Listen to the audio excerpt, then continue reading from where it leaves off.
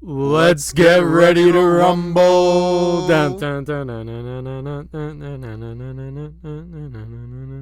Y'all ready for this? Welcome back to White Spot Sports. I'm Griff. Matt, you like our intro there? I thought it added a unique twist to things. Fantastic. We both had very long days, and that was what we wanted to do. Yeah, so deal with it. Yeah, you know what else is fantastic was Week 5. Week 5 was good. Yeah, we jumped right into this. If you're a fan of some teams. Yeah, well... it was great for you. You didn't have to watch your team play. My team was on a bye. I wish my team was on a bye. Yeah, we kicked it off with an incredible Thursday night football game for once. Yeah. You know, it's kind of rare to have Amazon have a game that's decent, but this one was fantastic. I think the script writers do not like Amazon Prime and Prime Video because it seems like they always get the terrible matchups to kick off the week. Yeah.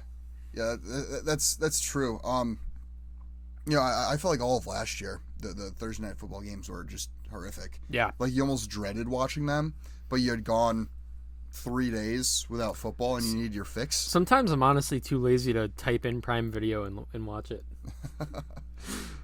But no, this was a great one. I went out with some friends and we watched it out at a wing bar restaurant that has a yellow animal not yellow animal, but yellow colors an animal as I don't want to give any free sponsorships, but you can figure it out. That's fair. Yeah, but yeah, no, Atlanta defeated Tampa Bay 36-30 in overtime. I just picked up on what you were trying to get at there. Yeah. I just figured that out. So I'll be truthful. I didn't see the overtime of this game because the place with the yellow colors and the animal with horns, they were about to close, and they said we could stick around for the end of the game, but we didn't want to be those guys. And the game looked like it was all but over. Tampa had the ball. It was like a minute and 30 seconds left. They were up. And we were like, oh, this game's over. We left. And then I get home just to see that Atlanta won 36-30 in overtime. You missed a nice slant by Kadarrell Hodge. Oh yeah. Kadarrell Hodge. Good for him, though. This is a guy that's, bounced around, been a journeyman his entire career. And, you have a game-winning touchdown like that on Thursday night. It's awesome. It is pretty cool. Kirk Cousins, also pretty awesome. He went for over 500 passing yards and 4 passing touchdowns. Yeah, that was absolutely nuts. What's even more nuts is the previous franchise record holder for most yards in a game was calling the game, or he was inducted into like the Ring of Honor. Was inducted into the Ring of Honor. It was Matt Ryan. Yeah. Yeah. If I'm Matt Ryan, I'm like a little salty about it. Yeah, a little bit. It's like supposed to be your night, and then like you're just like not in the record books anymore. Yeah. Like, wait, I thought this guy had a bum Achilles. What's he doing throwing 500 yards on my night? My night. And 2 of his receivers went nuts. Drake London, 12 for 154 and a touchdown. Darnell Mooney, unfortunately, was facing him in my biggest money league. 9 for 105 and 2 touchdowns. He started Darnell Mooney last week. Yeah, because he benched Malik Neighbors last second for him because he thought Neighbors was going to be out, which he was. That's actually like a 200 IQ play. Yeah. Good you can't hate it. Yeah. Did you win? No. Oh. Sorry. And mostly because he started Mooney, which is crazy.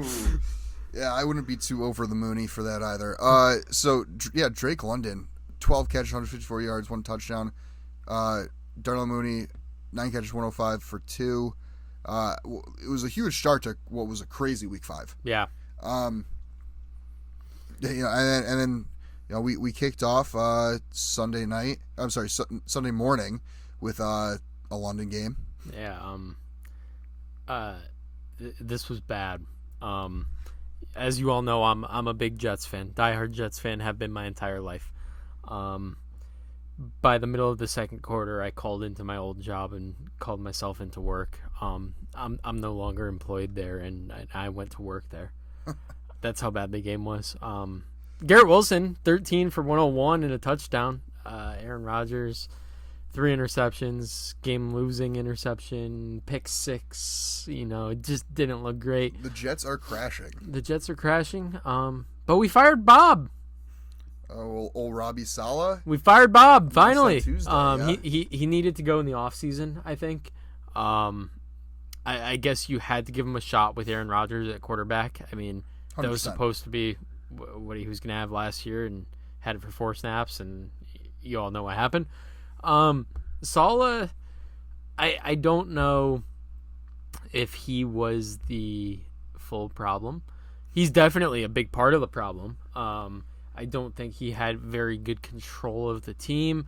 Mm-hmm. Clearly, what we saw with Rodgers and him going at it, and Rodgers always said that they have a great relationship. Clearly, that wasn't true, because if your franchise quarterback, right now your franchise quarterback, you have your Hall of Fame quarterback Aaron Rodgers. If he really, really believes in Robert Saleh, you keep him around. So I do have a feeling that Aaron Rodgers was part of the firing. We'll never know, probably. But I think come the offseason, they're going to clean house. Joe Douglas is probably out as GM if the Jets can't turn it around this year and make a playoff run, which not looking likely right now. You never know what happens when you bring in a new interim coach. I mean, maybe the team rallies behind it and steps up. Nathaniel Hackett's still the worst offensive coordinator in the league. I don't know. I don't know what the future of this team looks like, because it's crazy, because if we win this week, we're in first place in the AFC East. It would, it would be the first time, if you guys were to go on a run, is it the first time, I'm sorry, it would, there's a correction. This would be the second time a team that fired their head coach halfway through the season made it to the playoffs. The other time being the Raiders, when they fired Gruden and Bisaccia came in and took them to the playoffs. I mean, crazy stuff going on in New York. I think the Jets have an Aaron Rodgers problem at the end of the day, personally. I disagree. I don't think Aaron Rodgers is a problem, and I don't think he's the problem that most of the media makes him out to be. I don't think he has as much say in the organization as people think. Of course, you want your head coach and your starting quarterback to have great chemistry and be close. And if there was a problem there between Saleh and Aaron Rodgers, it doesn't make sense to keep the head coach around, who already was in the hot seat. So if you really don't believe in Saleh turning the team around, I think that's the perfect time to let him go. Ulbrich has been great, and I've been saying that he's the only one on the coaching staff that should stay. I hope he does well as a head coach. And the thing with Saleh is going to get a DC job next year. He's going to lead a team to the number 1 defense in the league. Another organization is going to fall for it and think he's going to turn their team around, and you're going to see the same old thing. He's not meant to be a head coach, but he's a fantastic defensive coordinator. Yeah, I think that's the case. And there's nothing wrong with that. I think that's the case with a lot of coaches in the NFL. Is that they're just not cut out to be the main man. It's a whole different structure. There's nothing wrong with going down as a great coordinator. Yeah, not at all. Moving on, we don't want you had to listen to me talk about the Eagles all last episode. Yeah. I don't want you to have to listen to Kirk talk about the Jets all this episode. Ravens and Bengals might have given us the game of the year so far. Yeah. Talk about a crazy game. What was the final? What was it? 41-38? I believe so, yes. I didn't watch really any of the early Sunday slate because, like I said, I called myself into work. Mm-hmm. So I was actually at work the entire time. Lamar balled out, and Ravens got the dub. Lamar threw for 348 yards and 4 touchdowns, and also ran for another 55 yards. That's a little on the lower end of rushing production for him, but the passing is wow. 350 yards, 4 touchdowns is crazy. Lamar's going to win an MVP again this year. He just might, and he's doing that without a number 1 receiver. Zay was out. Zay Flowers was there. Was he? Yeah. I thought he was out. He had I think he had 100-something yards. Oh. He had 7 catches, 111 yards. Oh, never mind. He wasn't out. But I wouldn't exactly consider him a number 1 receiver. He's their best receiver. Right. But I don't think he's anything. He's solid. He's not fantastic. given it is his second year. Burrow also had a huge day. 392 passing yards, 5 touchdowns. He did have one costly interception, but on paper, fantastic day for him. And Jamar Chase was the main beneficiary of that. Joey B was locked in, and in turn, Jamar Chase put up 10 catches, 193 yards, and 2 touchdowns. The people that invested, the fantasy managers that invested in the Burrow Chase stack, were very happy this week. Yeah. And a lot of other players got into the action. T. Higgins, Zay Flowers, Derrick Henry, all had really good games. And I think the biggest story out of all this was the Bengals fall to 1-4 in the season. Crazy. Do you think they can come back from that? That's a tough start. They're turning it around on offense. Their defense is really bad. Yeah. Well, did you see that last Ravens drive?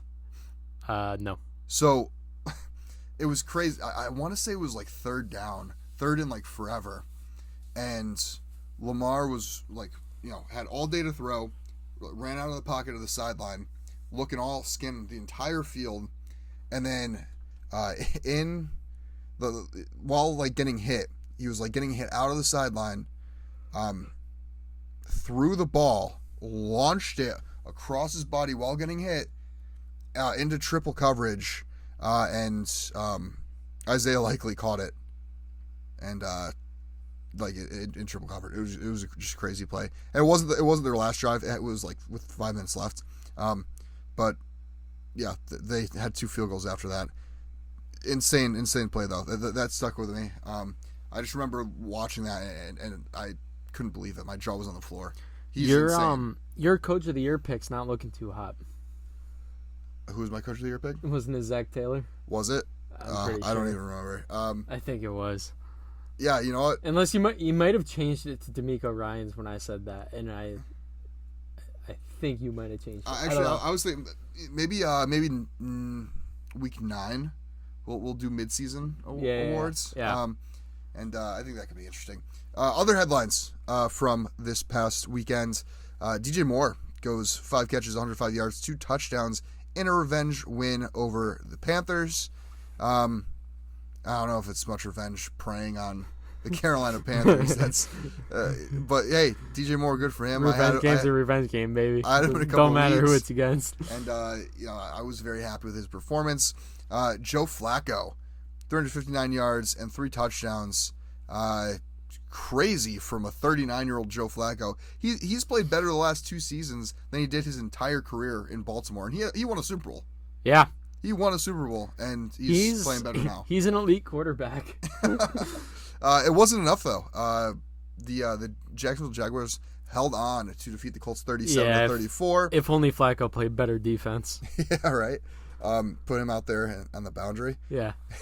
And Jacksonville, actually, they were up a lot more, but they started to choke at the end of that game. Man, they're not that great of a team. No. It's rough. That was their first win, right? Yes, it was their first win.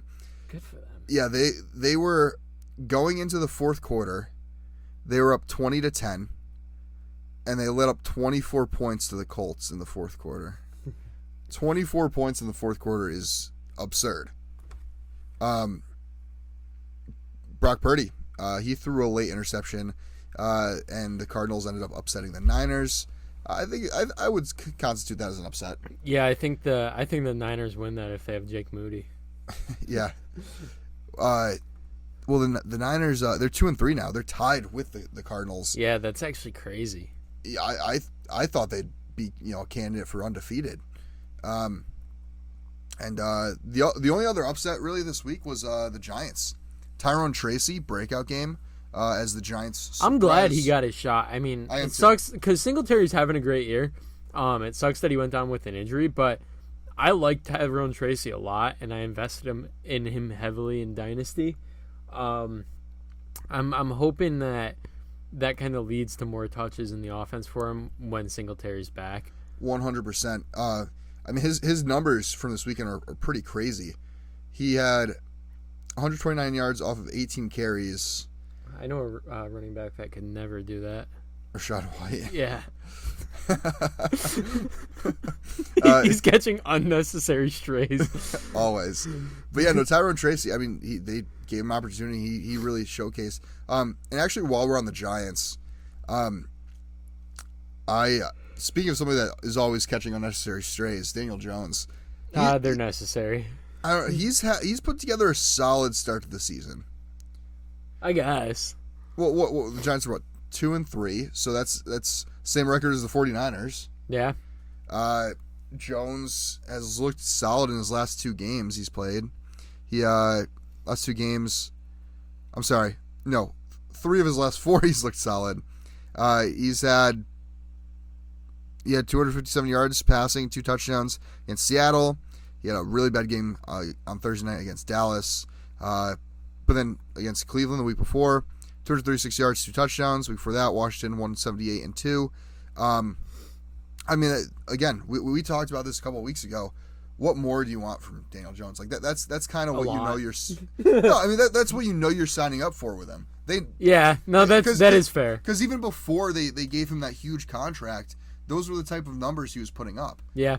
So like this isn't like anything out of the ordinary. Like, he's not going to put up Joe Burrow numbers where he's throwing for 400 yards and 5 touchdowns, but he will get you 200 yards, 2 touchdowns, and some yards on the ground. He's a game manager.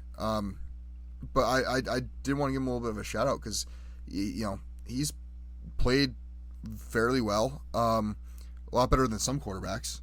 Yeah. And I just think he deserves a little credit there. Let's move on to our Week 6 picks.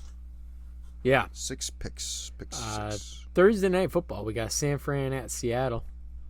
Yeah, give me San Fran. Me too. Both teams coming off bad losses. Yeah. Like I was just saying, I mean, they're 2-3. The 49ers at 2-3 just doesn't seem right. Like they're too good of a team to be 2-3. They're too good of a team to be 3-3. I mean, what's going on there is I think it's Brock Purdy kind of getting exposed a little bit. Yeah, I mean, you don't have the best running back in the league. He was Mr. Irrelevant for a reason. Yeah. Well, but over the past couple of years, he kind of played out of that narrative. I feel like now this is year 3 for him. Yeah. I don't see the Mr. Irrelevant name being tagged along to him much anymore. I think he's a borderline top 10 quarterback, or at least that's what analysts were saying going into the year. We have another London game. We're blessed, right? Another London game. I hate these.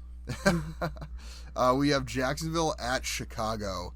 Now, I know I was just trashing on Jacksonville, but Jacksonville, I mean, I feel like they always play so much better in London. That is true. I feel like they play in London a lot. They do.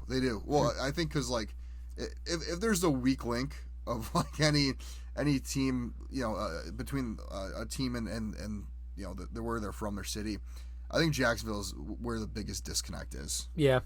I think if they were to like move or expand or whatever, I think Jacksonville is definitely the top candidate to go to London.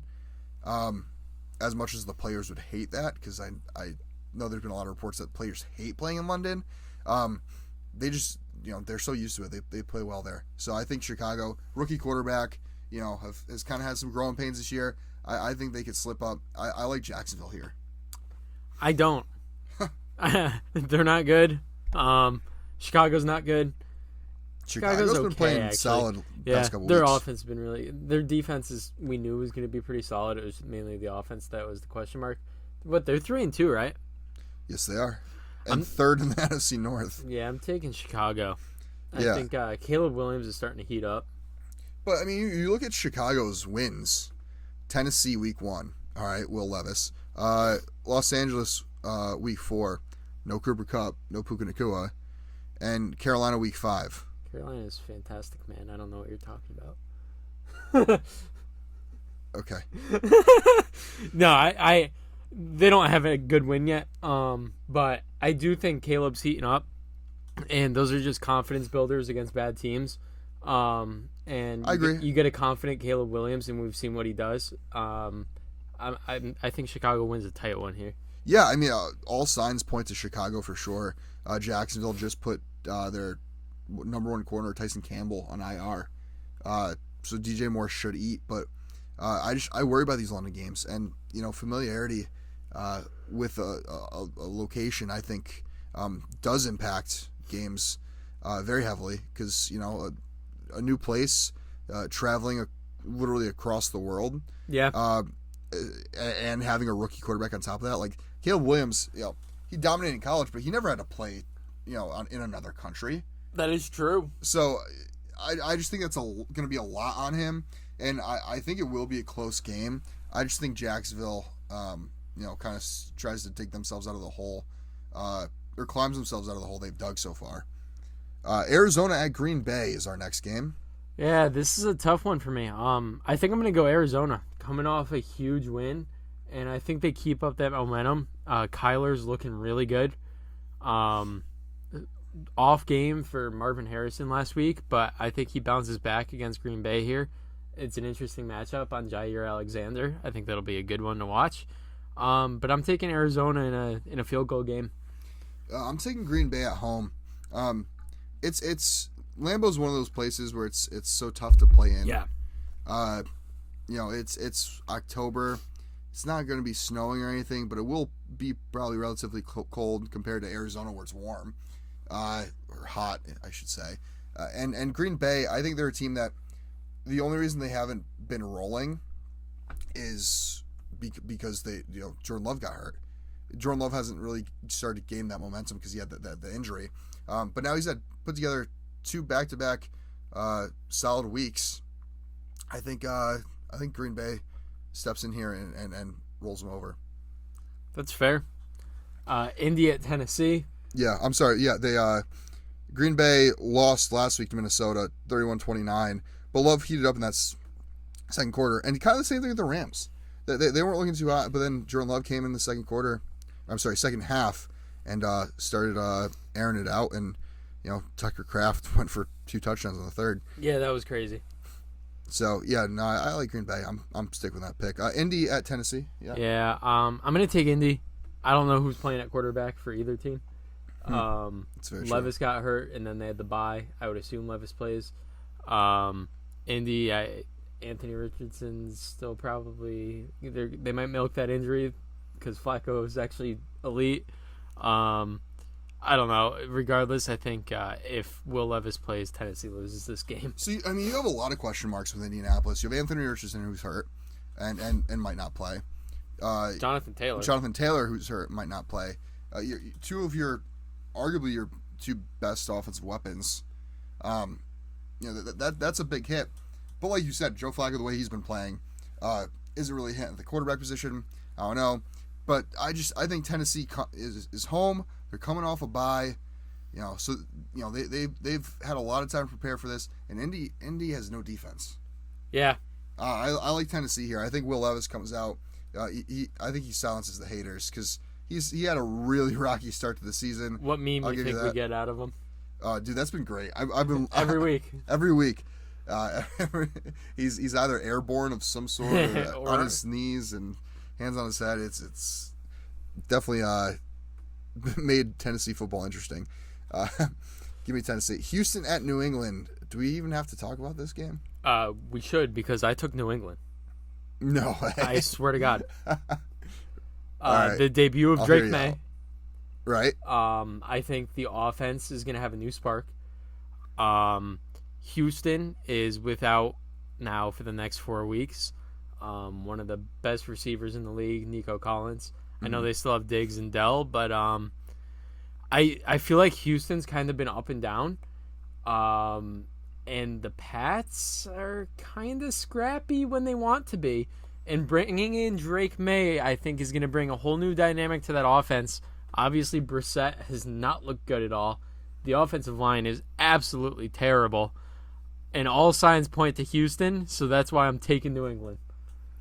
I like your logic. I just think the big glaring weakness for New England, I 100% agree. I think Drake May is going to provide that spark, but that offensive line is so terrible. Like, that is their one glaring weakness. It is really bad. I don't care who's back there at quarterback. It could be Lamar freaking Jackson, and the Patriots would suck. because they have no protection up front. They also don't have really any receivers. Yeah, Jalen Polk's had some flashes. Hunter Henry is a fine tight end. But, like, who do they have for him to throw to? Breakout game for Demario Douglas. Book Pop it. Douglas, baby. Book it. I think Houston, they're a little slow to start, but they've been getting after the quarterback lately. And, yeah, I mean, I just feel like throughout the games, they're 4-1.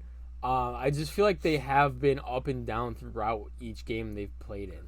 Yeah. Like they're not blowing out teams like they should be blowing out the Jags. I know it's a tough divisional matchup, but on paper they're a much better team than the Jags.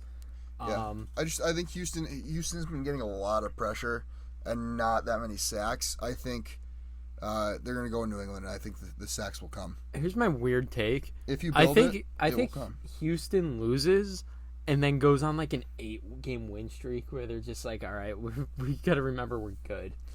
I don't know. I mean, I think Stefon Diggs is going to step up big time. I hope Tank Dell steps up big time. Yeah. I mean, he's been quiet He's been very, very quiet. The people that took a shot on him in fantasy, not looking too good, not looking too hot there. But give me Houston. Tampa at New Orleans. I'm going Tampa here. Tampa. I'm also going Tampa. Derek Carr's hurt. Doesn't really matter. He has not been good. Yeah, Derek Carr. Yeah, well, he started off hot, and then he became Derek Carr again. He's like, oh wait, I'm Derek Carr. Yeah, the Saints definitely started off hot. Then they have lately been not. Lost to Philly, Atlanta, KC, all good teams, but I think who's stepping up for them at quarterback? Is it going to be Hainer or is it going to be Rattler? I hope they give Rattler a shot because I think Rattler takes over the starting job. I get 100% see that, but I do think Tampa's a really good team. Yeah, and they just lost a heartbreaker on Thursday night to Atlanta. Yep. They're pissed. Evans has been great. Godwin's been great. Yeah. Their run game's been pretty damn good. Mainly Bucky Irving. Well, and New Orleans just got cooked by Patrick Mahomes. And Baker's good. Yeah, no, Baker is good. I don't even think good. I think he's great. I think he's a great quarterback. I'm with you. I'm a Baker Mayfield truther. And you know what? I think everyone always says, Baker Mayfield, the Browns should have kept him. But I think he had to go through what he went through. He was in a terrible situation, too. He was. But, going to Carolina, he was with the Rams for a little while. I think he had to go through that whole journey and a couple of years ago. That Rams game turned around his career. Yeah. It sounds crazy, but I really think it did. I also think that adversity that he faced, going through all of that, really led to a lot of maturity for him as a player, as a leader. Well, that was the thing of him coming out of college, too, was the immaturity. Right. Well, that's what I'm saying. I think even when he was with Cleveland his early years, he just didn't strike me as the type that was going to walk into the locker room and be a role model for the rest of the team. He struck me as a Cleveland Browns quarterback. Yeah, the Johnny Manziel type. Yeah. And Deshaun Watson type. But now in Tampa, he still has that swagger that he walks around. He's always walked around with. But he's a lot more respectful. It seems like he's a better teammate. His teammates love him. I think a lot of it is more confidence than cockiness now. And I think that's the biggest difference. That's true. Him. Yeah. I definitely a big Baker Mayfield fan here. I know you are as well. But yeah, give me Tampa. Yep. Cleveland at your Eagles. I'm taking the Eagles. I hope they blow them out. I'm praying on the Browns' downfall. I don't see Deshaun Watson's terrible at football. Yeah, give me Philly here. Again, another team that's coming off the bye. I think that's huge. And Philly, I mean, you're getting healthy. You're getting Lane Johnson back, A.J. Brown back. Devonta Smith. Hopefully Devonta Smith back. This is a team that on paper should be one of the best in the league. And Cleveland's played like absolute trash. I think the Philly offense turns around now that A.J. Brown's back. He's that missing piece. Well, I think Lane Johnson more than A.J. Brown. But I think both are definitely integral components to that offense's effectiveness. If we lose this game, which I could very well see happening, Sirianni doesn't make it to week 7. We'll get another head coach being fired rant on this pod. Yeah. Oh, if Philly loses to Cleveland, just a fair warning, next week there will probably be at least we might have to let Matt do a solo episode just to rant about the Eagles the entire episode. There might be at least a 10 to 12 minute start of me just laying in to the Philadelphia Eagles organization. Don't get me wrong, I love this team. I'm passionate about this team, so much so that it hurts when they lose. I want to see Kellen Moore as a head coach. And yeah, I could see that. I wouldn't want Fangio, but hey, let's just go out there and win. I don't want to have to do that. So let's just go out and win, baby. Fly Eagles fly.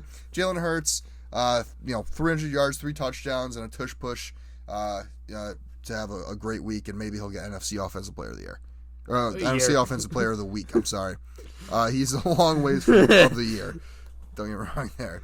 Washington at Baltimore, that should be a fun game. This should be really fun. I think this is a freaking shootout. I'm going Baltimore, though. Yeah, I'm going Baltimore. Washington's due. That's like my only reasoning behind this. Yeah. It's a just trust me, bro type of source right here. But Washington is due. The NFL always evens itself out. But I guess I could say the same about Baltimore. Baltimore has won a lot of close ones. Yeah. And I don't know. I think this could be a really good game. 2, quarterbacks kind of cut from the same cloth, and that dual threats playing style. I like the Ravens here, though. Yeah, I agree.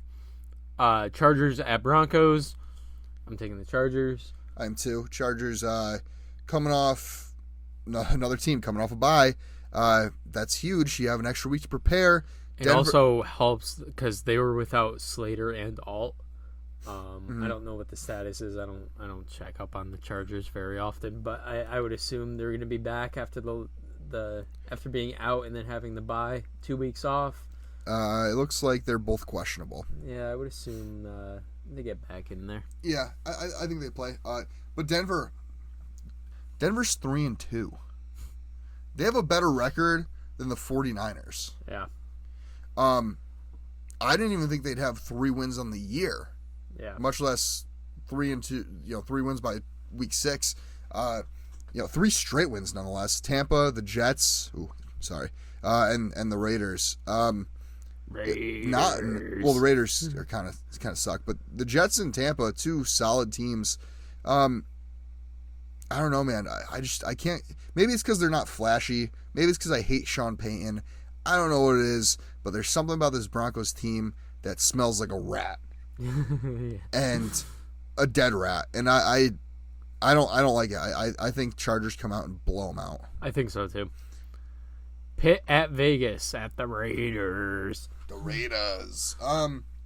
Christian Wilkins out for the year. Yeah. Devontae Adams wants out. Max Crosby wants out. I don't think Crosby wants out.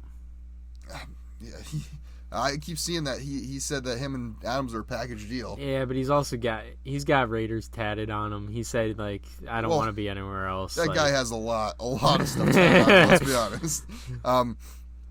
Yeah, no, I think the Raiders are unraveling. I think Pierce, as much as I liked him last year, is going to be one and done as a coach. They're starting Aiden O'Connell this week. Yeah. TJ Watt's going to eat. He's absolutely going to Aiden O'Connell. Aiden O'Connell's Farva mustache is going to be up his rear end before the end of the game's over. TJ Watt's going to have his way with Aiden O'Connell. You think we could package Hassan Reddick in a 2nd-round pick for Crosby and Adams? I mean, I've seen crazier things happen. That would be pretty nuts. Hey, maybe if you had like a 4th in there. Yeah, please, take it. It's Joe Douglas, so maybe like 3/7 or something. I don't know, but I could see that. I mean, hey, I could definitely see that happening. Pitt all day. Yeah. Detroit at Dallas. Give me Detroit. Man, me and the homies hate Dallas. I think anybody hates Dallas. Actually, I have a couple of homies that do like Dallas, so I can't even say that. Give me Detroit. Detroit's a fun team. Another team coming off a bye. Yep. And Dallas just hasn't impressed me. They barely beat the Giants. Yep. They barely beat the Steelers. Yep. I mean, I can't get behind this team. I think CeeDee Lamb, also, there's a little rift between him and Dak. I don't know if you saw the sideline. When you slow it down, I'm pretty good. I'm a pretty good lip reader. I think he was just telling him to throw a jump ball. He said, "I got you." I thought he said subpar throw. I think he was saying to throw the jump ball for. I don't know. Is the dress white and gold or black and blue? Who knows? If you say black and blue, you're delusional. Absolutely delusional. Leave it in the comments what you think. What CeeDee Lamb was saying to Dak. Yeah, give me Detroit. Atlanta at Carolina. Yeah, give me Atlanta. Coming off that huge win, Kirk Cousins is gonna eat. Yeah, Atlanta's feeling themselves now. Yeah. And not in a bad way, like in a really good way. Yeah. Kirk Cousins with his, you see his Cole's Cash chain he's got? No. Hold on, let me find a picture. Yeah, I guess Kirk Cousins Cole's Cash. Oh, dude, it's so funny. Right here. Look at that. Did you see him swag surfing? He was swag surfing after the game. That's crazy. You're listening right now, pause and go look up Kirk Cousins Cole's Cash and go to images, and Kirk Cousins literally has a Cole's Cash like chain. That's genius marketing though, because it says Cole's partner. So funny. That's awesome. I love it. Give me Atlanta by a lot. Yeah, I know. Just for that picture, Atlanta. Yeah. Kirk Cousins is going to go through another 500-yard game. Yeah. Cincinnati at the Giants. Do I have to make a pick? Damn, this is tough. I'm going to take Cincinnati. I don't know how confident I am in that pick, though. I can see this game going either way. But my brain is telling me, since he's a better team than 1-4, they're coming off a hell of a heartbreaking loss against the Ravens. Big time. The Giants are coming off a big win in Seattle. Well, and that's the other thing. So the Giants, they were playing in Seattle on Sunday afternoon. Yeah. Coming all the way back to New York. Yeah. You're traveling, 3 hours east. There's going to be a little jet lag there. And I don't know, did you see the one Dale Robinson live stream? I did not. Was that the one where Dable told him to turn it off? Yeah, Dable. That was hilarious. Dable was in the background. He walked out and said, "Turn that stuff off, man." And yeah, his face at the end when he realized it was Dable. Oh yeah, and then instantly live ended. Yeah, very funny. But I think the Giants are going to get so caught up in the fact that not only do they win a game, they won a game against Seattle. That now they're playing at home against a Cincinnati team that has a lot to prove. I don't think it's going to be a bloodbath, but I do think Cincinnati takes the dub. I like it. And then Monday night, we got Buffalo at the Jets. I'm taking the Jets, not because I'm confident in the Jets, but because I think the change in the culture and Jeff Ulbrich coming in as the interim head coach is going to light a fire under that team, especially the defense. I mean, that's the defense's guy. He's running the team now. I see this being a very, very, very close game. But I'm going to give it to the Jets because they're home. I think we split with them this year.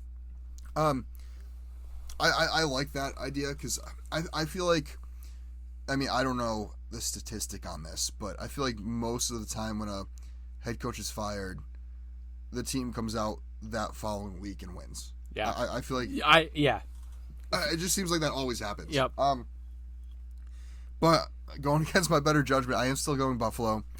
They've had back-to-back losses to really good teams, Baltimore and Houston. They got blown out by Baltimore, but they had a close game against Houston. And, they're another team that, they start off so hot. They've really started to cool off. I am interested to see how they're going to play against this Jets defense, like you said.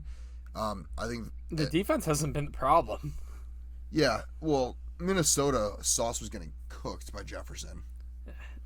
That doesn't say much, though. I mean, he's the best receiver in the league. Yeah, well, exactly. But who's Buffalo's best receiver? Khalil Shakir. Who might not even play.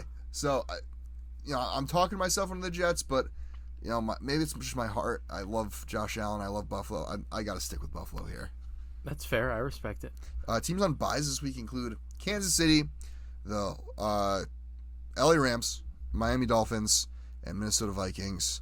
Miami probably needs this bye. Yeah, big time. And Miami fans, you're probably going to enjoy football the most you have all year because your team's not playing. So instead of doing this episode's coming out a little later than normal. Instead of doing a waiver wire watch segment, we're doing a new segment called the Mid-Season Fantasy Football Trade Targets, aka the MSFFTT segment. I like it. I'll start out with Caleb Williams. Now, Williams probably somebody you can pick up off of waivers opposed to trading for him, but he started the season off kind of slow. I think people were forgetting the fact that he's still a rookie. Even if he was the first overall pick, he's a rookie. This is his first year playing in the National Football League against the best football talent in the world. But he has flashed his potential, especially as of late. In 2 of his last 3 games, he's had over 300 passing yards and 2 touchdowns in each game.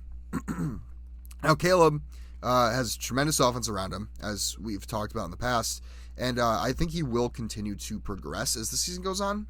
Not to mention his upcoming schedule should help with that progression as he's playing Jacksonville, Washington, and Arizona over his next 3 games. Not the best secondaries. Yeah, all of them have very soft secondaries. I think we will see Williams ball out, especially in the second half of the year.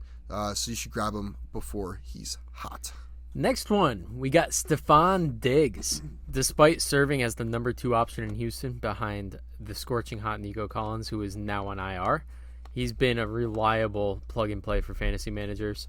And Matt over here put together a list of fun Diggs stats that may have been overlooked. His 4 weeks with 14-plus PPR points, 3 of those 4, he's had 18-plus. He's seen a snap percentage of over 80% in the last 4 weeks.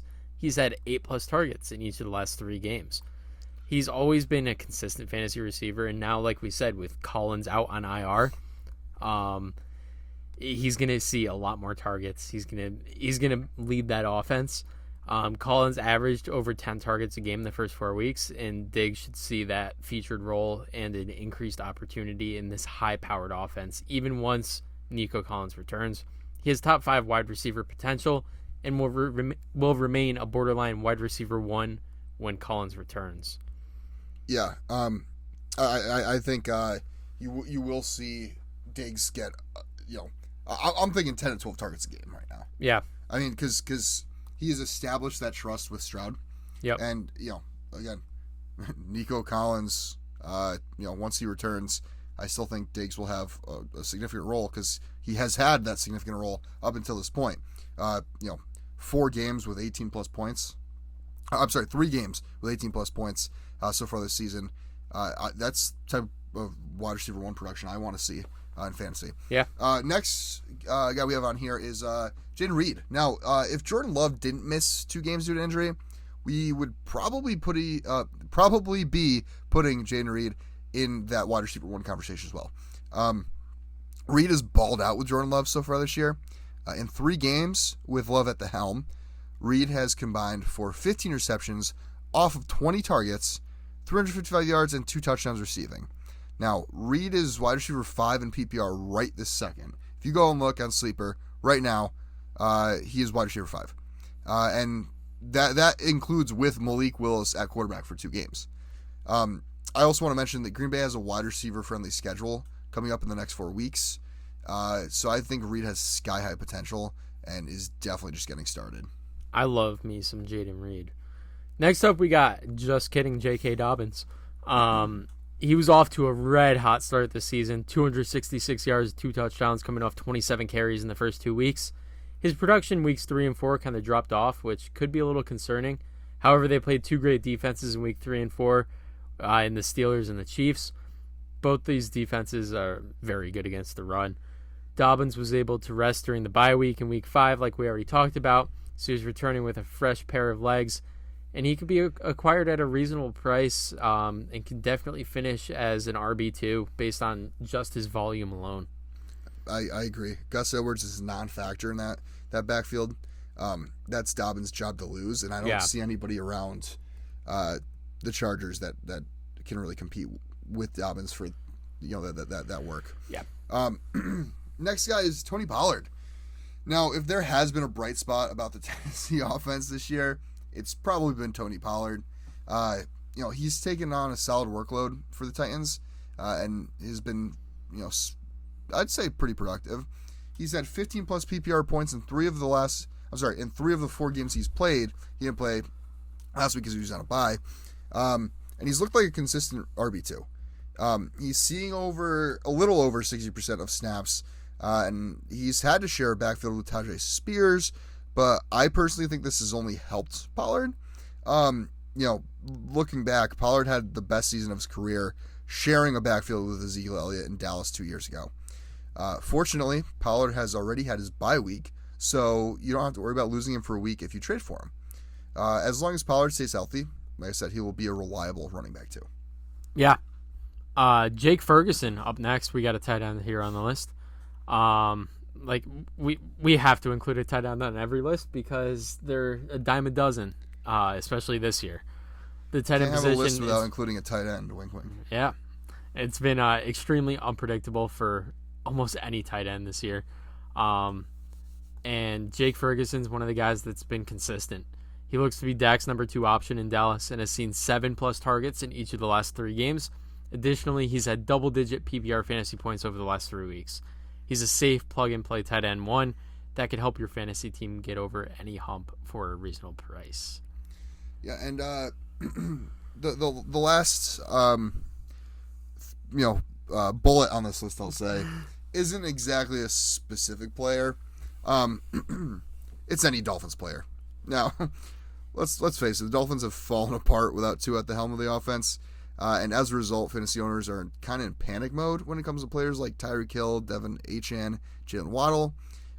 Now, Tua did suffer a very bad concussion, has a history of concussions, bad ones, and was put on IR because of it. But he is eligible to return Week 8, and early reports are claiming that the quarterback is feeling fine. Now, I mean, I don't know how good his judgment is, but if he's saying he's feeling fine and the doctors want to clear him, hey, Week 8 is the gold date right now. I think now is the time to buy low on these star players and stash them for a couple of weeks. Because once Tua returns, all Dolphins players' values will skyrocket. Maybe except for Odell Beckham Jr. But I think that's a gamble that's well worth the risk because Tyreek Hill, you can probably get him for pennies on the dollar right now. And if and when Tua comes back, probably when, right? Probably, I would say we'll manifest that when he comes back. When. That Tyreek Hill's going to go back to being a top 3 receiver in the league. So I think him, Achane, Waddle, get them while they're cold because the price ain't going to be the same when they're hot. Very fair. That's going to wrap it up. Make sure to check us out on social media. All linked in the description, whether you're watching on YouTube or listening here on any of your podcasting platforms. And enjoy the this week of football. We got an action-packed week. And as always, stay cool.